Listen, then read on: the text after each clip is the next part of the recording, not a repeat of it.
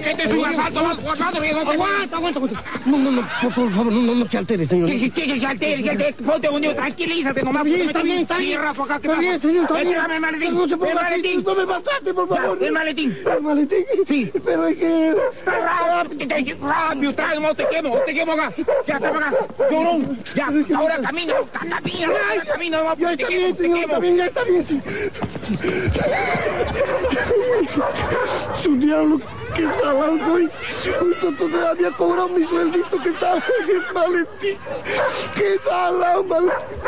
¿Dónde vas, perrito? ¿Qué te digo? Chorrea con lo que tengas, rápido. Sale. Está bien. Está bonito el reloj. No se ponga nervioso. Te meto un puntazo.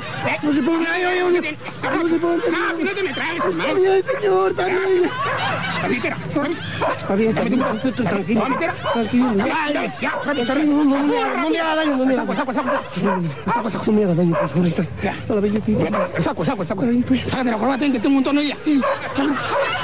¿Está bien? Mi lente. ¿Está bien? Sí, está bien, Magate. Ya. Está bien, todo lo que... Arranca. No me haga daño.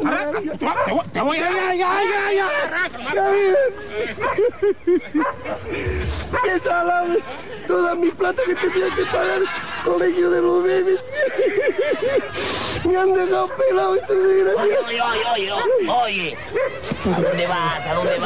Por favor, señor. ¿A dónde vas? Tranquilízate, ¿a dónde vas? ¿Sabes qué? ¿Sí? Carlito, ¿sabes qué? ¿Qué pasa? Que yo creo que te has pelado, hermano. Así me he pelado. ¿Sabes qué pasa? Que ya me han asaltado 2 veces acá. Ya. ¿Y sabes qué? Ya perdiste, pues, hermano. Ya perdí. Sí, es una mala noticia para ti, pues, Aguanta. Permiso, pues, No, te pelado. tranquilo, cállate la boca. Yo también te tengo una mala noticia. ¿Así? Yo no soy ratero. ¿Así? ¿Qué eres? Soy violador. ¡Ah!